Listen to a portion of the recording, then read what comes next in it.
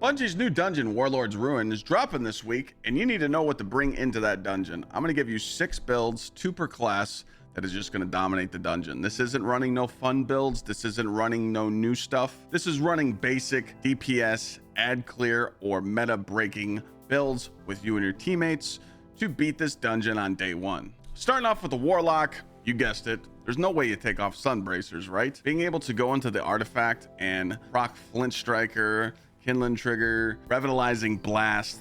Every time you throw a solar ability, it's going to debuff champs or a boss. Raise of Precision to make more explosions. I mean, the list goes on. This Sunbracer build is definitely going to dominate in this dungeon with easy ad clear, unlimited restoration, and hello, Sunshot. The reason why Sunbracers are so strong is simply because I use them a little differently. I don't use Icarus Dash. I'm going into Heat Rises here, and I always have my melee. So being able to have always having my melee and knowing that if anything pushes me, I'm just going to hit him with a quick snap, Thanos style, and spam grenades. You can use whatever you like, but I'm just going to show you the fragments here full on screen in a second, and you can copy whatever you would like. By the way, all these builds will have dim links down below and will have timestamps per class. Some of you may know that there's clips floating around that the Warlock well spammy builds back. Well, you can use Apotheosis Veil and simply pop your super and spam nades for about 8 seconds and add this to your DPS rotations. I think that this is a swap exotic. All you have to do is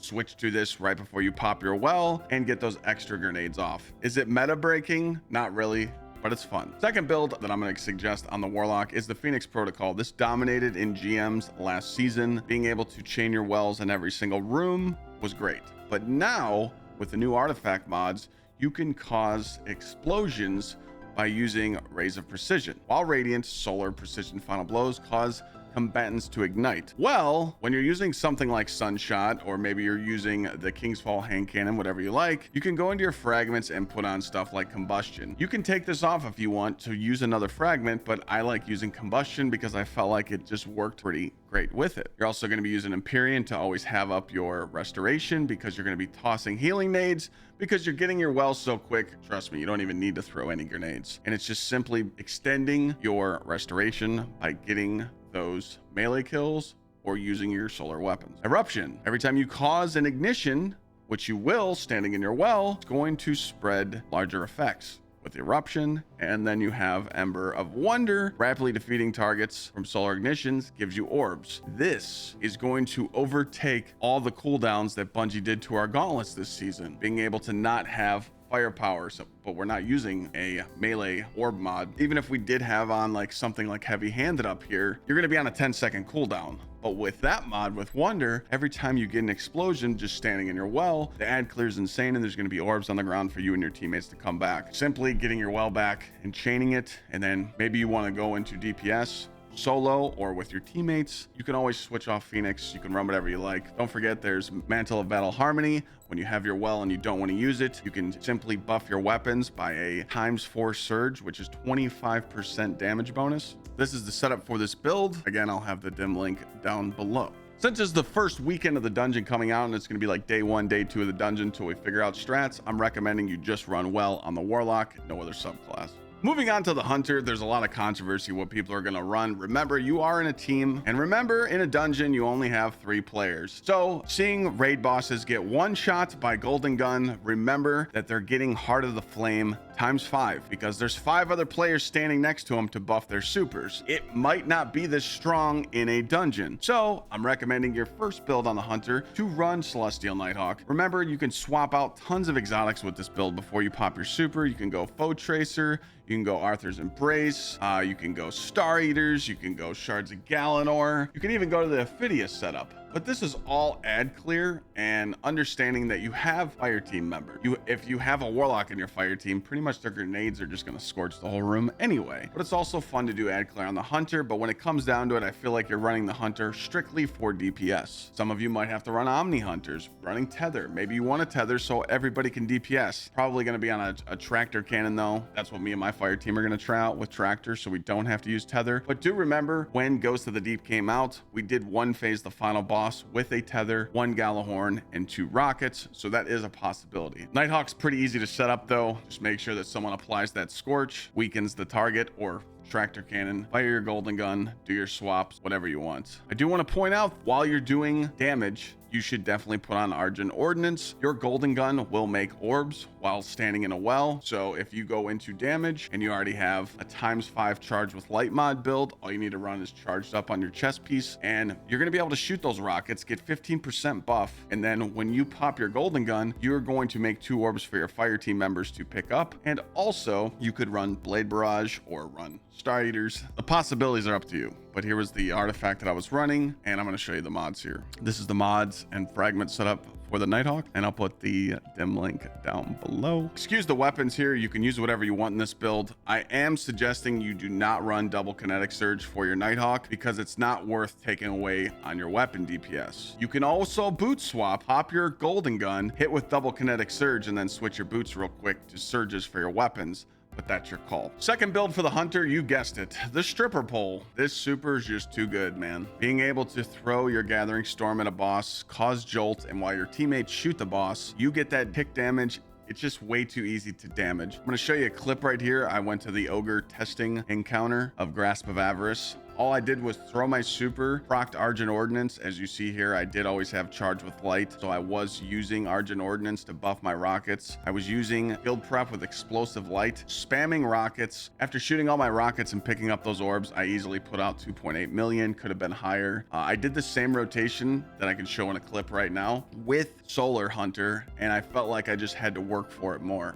Remember, Assassin's Cowl. You guys remember the last dungeon, Ghost of the Deep. I literally put out a solo flawless dungeon guide for the hunter using Assassin's Cowl, using Liar's Handshake, using Star Eaters, and it absolutely embarrassed that dungeon. Now you might say, well, Arc Hunter really doesn't play into the artifact. You can run stuff, you can put on stuff, you know, you can use Flint Striker and get Radiant, but the Arc Hunter's so good it doesn't need any of this stuff. You can literally play against the meta, play against all the artifact mods, and punch stuff and beat the shit out of it.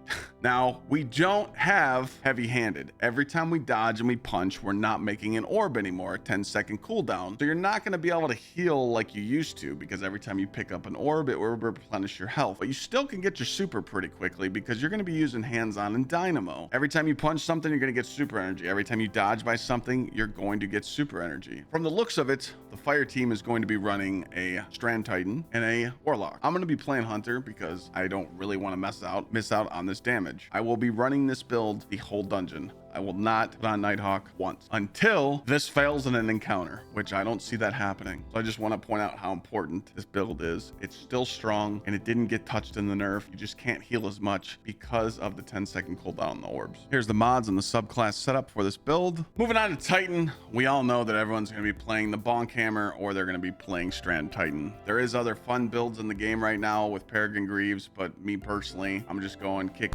on one and I want to destroy the dungeon. So we're pretty much going to be swapping out with 3 exotics. You're going to be running Synthoceps, Worm Gods, or Pyrogale for your Solar Titan setup. I think Solar Titan is still great with Synthoceps. That punch in between the hammer throws is fine. You're not really going to be standing underneath a boss hitting them with the Bonk Hammer anymore. You can use your weapons, but remember, you can also incorporate 1-2 punch into your build. Now, the hammer doesn't work with 1-2 punch, but if you have Roaring Flames ×3 and throw your Bonk Hammer at the boss. With Synthoceps procced, you're going to have Bionic Enhancements. You're going to have the 165 melee increased damage anyway. In between that second throw, you can punch the boss. That's where your 1-2 punch combo comes in. So it's hammer, shotgun melee, hammer, shotgun melee. This combo also works with Worm Gods as well, so you don't need Synthoceps on. Just wanted to give you some options here. You can do that same combo with the Worm Gods. Is it going to be a boss that we could sit at the feet and do that? Then you can run whatever you want. But we all know when you switch to Burning Maul and you throw down your super, you're going to want to put on Pyrogale just so you get that extra damage and the boss can just cook in your super anyway. Being able to have consistent uptime with unlimited restoration on this build, Sunshot dominates with this build. Anything that doesn't die to your hammer is going to die to your gun. Pretty simple setup here. You're going to be running Burning Maul